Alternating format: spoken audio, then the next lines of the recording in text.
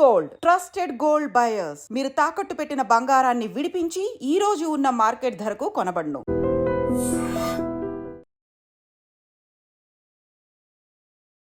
అసలు ఏం మాత్రం భయం లేకుండా కొంతమంది అసలు పోలీసులు ఉన్నారా, ఒక వ్యవస్థ ఉందా, లేకపోతే ఏమన్నా అవుతుందా నెక్స్ట్ అనేది కనీసం అంటే కనీసం ఆలోచించకుండా ఎవరిని వేధిస్తున్నాము కనీసం సోయి లేకుండా ప్రవర్తిస్తున్నట్టు అనిపిస్తోంది.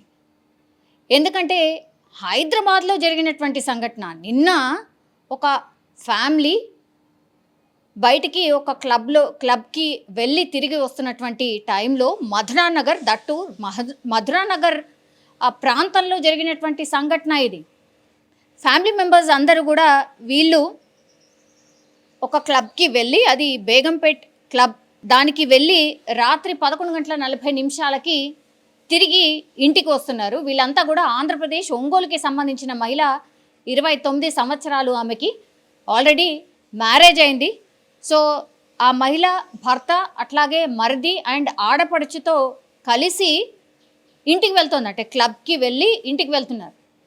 ఆ టైంలో ఒక ముగ్గురు యువకులు ఎక్కడ అంటే ఆ ఎస్ఆర్ నగర్కి సంబంధించిన మెట్రో ఉంటుంది కదా, ఆ మెట్రో స్టేషన్ దగ్గర వీళ్ళని వేధించడం స్టార్ట్ చేశారు. అంటే బండి ఆపి అసభ్యంగా ప్రవర్తించడమే కాకుండా వాళ్ళ చేతిలో ఉన్నటువంటి బీర్సీస్, అంటే మద్యం మత్తులో ఈ ముగ్గురు యువకులు కూడా ఒక ఫ్యామిలీని నడి రోడ్డు మీద వేధించారు అనంటే ఏడికిపోతున్నాం. అసలు ఏంది వ్యవస్థ, అసలు ఏమవుతుంది అర్థం కాని సిచ్యువేషన్లో ఉన్నాం.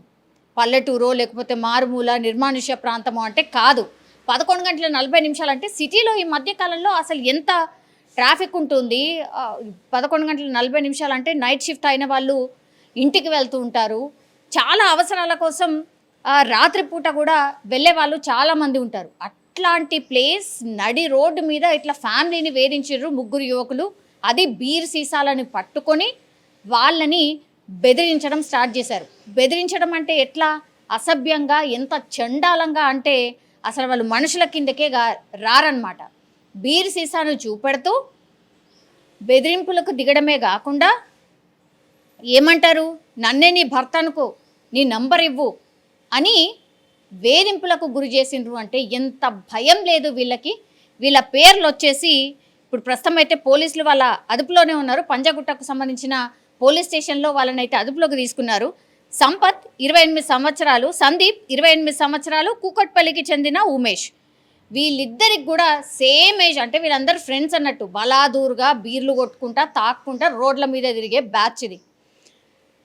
వీళ్ళు ఒక ఫ్యామిలీ ఇంటికి పోతుంటే వాళ్ళని అడ్డగించడమే కాకుండా ఇట్లా ప్రవర్తించడం, వాళ్ళని తప్పించుకొని ఎట్లాగొట్లా వాళ్ళని ఇంటి దగ్గర డ్రాప్ చేసిండ్రు. ఎవరు, వీళ్ళ మరిది అట్లాగే ఆడపడుచుని డ్రాప్ చేసి మళ్ళీ బ్యాక్ వస్తుంటే మళ్ళీ ఆటకాయించి వీళ్ళిద్దరు దంపతుల్ని మళ్ళా వేధింపులకు గురి చేస్తే ఇక బీర్ సీసాతోని దాడి చేయడమే ఒకటే ఉండే. త్రుటిలో తప్పించుకున్నారనుకోవచ్చు. వాళ్ళ నుంచి ఎస్కేప్ అయి 100కి డయల్ చేశారు. డయల్ చేసి ఇలా జరిగింది, మాకు ఇంత దారుణమైన సంఘటనను మేము ఫేస్ చేశాము, దయచేసి మీరు తొందరగా రండి, ఇగో ఈ ప్లేస్లో వీళ్ళు ఉన్నారు, బీర్ సీసాలు పట్టుకొని ఇగో ఇట్లా దారిలో వెళ్ళే వాళ్ళని వేధిస్తున్నారు, మేమైతే ఇగో ఇట్లాంటి వేధింపులకు గురయ్యామని పోలీసులకు చెప్పడంతో హుటాహుటిన పోలీసులు రావడం, ఆ తర్వాత అక్కడే ఉన్నారు. ఈ బ్యాచ్ ఇంకా కూడా అక్కడి నుంచి పోలే. అంటే ఇంకెవరు వస్తారా, ఇంకెవరిని వేధించుదామా అని. ఎంత భయం లేదు. భర్త పక్కనుండగానే ఆమెను ఏమంటాడు, నన్నే నీ భర్త అనుకో, నీ నంబర్ ఇవ్వు అని అడుగుతున్నారట ఈ ముగ్గురు యువకులు. వీళ్ళని ఏమనాలి, ఎంత భయం లేనితనం. సో వీళ్ళనైతే పోలీసులు అదుపులోకి తీసుకున్నారు. ఒకటి, ఇట్లాంటి వాళ్ళని కఠినంగా శిక్షించడమే కాదు, అసలు మహిళల రక్షణకు సంబంధించి పూర్తి స్థాయిలో మేము షీ టీమ్స్ ఏర్పాటు చేసినాం, పూర్తిగా ఒక భరోసా ఇస్తున్నామని ఇంత పెద్ద ఎత్తున అవగాహన కలిగించి ప్రచారం చేసి చాలా కేసెస్లో పట్టుబడిన తర్వాత వాళ్ళకి ఎట్లాంటి పనిష్మెంట్లు ఇస్తున్నాము అని చూయించిన తర్వాత కూడా ఇంకా ఇట్లాంటి బలాదూర్ బ్యాచ్ ఇట్లా రోడ్ల మీద తిరుగుతున్నారంటే ఏమనుకోవాలి. సో ఇంత దారుణమైన సంఘటన సరే రాత్రి వేళల్లోనే కావచ్చు, కానీ ఓన్లీ ఒక్క మహిళ మాత్రమే అక్కడి నుంచి వెళ్ళట్లేదు. సరే ఒక మహిళ వెళ్ళింది అని అంటే అంత రాత్రిపూట ఎందుకు వెళ్ళాలి ఇవన్నీ మాట్లాడతాం, అది వేరే ఇష్యూ. కానీ వాళ్ళ ఫ్యామిలీతో పాటు వెళ్తున్నటువంటి టైంలో అటకాయించి ఇట్లాంటి ఘటనకు పాల్పడడం వెరీ వెరీ సీరియస్. యాక్చువల్లీ పోలీసులు కూడా దీని మీద పూర్తి స్థాయిలో దర్యాప్తు చేయాలి. అట్లాగే ఇది ఒకటేనా, లేకపోతే గతంలో కూడా ఇంకెవరినన్నా ఇట్లా వేధించిర్రా? చాలామంది న్యూసెన్స్ ఎందుకు, మనకెందుకులే, సరే ఇప్పుడు ఈడికెళ్ళి పోయినాం కదా వేరే చోటుకెళ్ళి పోదాంలే అని చాలామంది వెళ్ళిపోతూ ఉంటారు. కనీసం అంటే కనీసం ఇన్ఫర్మేషన్ కూడా ఉండదు. కానీ వీళ్ళు ఇట్లా ఎట్లా అవుతుంది అనుకున్నారు కాబట్టి పోలీసులకు ఇన్ఫర్మేషన్ ఇవ్వడం, ఆ తర్వాత ఈ ముగ్గురిని కూడా తీసుకుపోయి పోలీస్ స్టేషన్లో కూర్చోబెట్టారు. వాళ్ళ పేరెంట్స్ రావద్దు, వాళ్ళ కోసం ఎవరు రావద్దు, వాళ్ళకి అసలు బెయిలు ఇవ్వద్దు, ఏమీ ఇవ్వద్దు.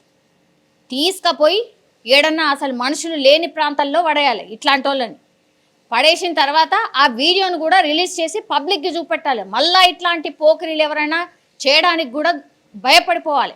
అట్లాంటి పరిస్థితి రావాలని కూడా చాలామంది మాట్లాడుతున్న సిచ్యువేషన్ అయితే కనిపిస్తోంది. నిజంగా ప్రస్తుతం ఉన్నటువంటి సమాజం దేనికి ప్రయారిటీ ఇస్తుంది?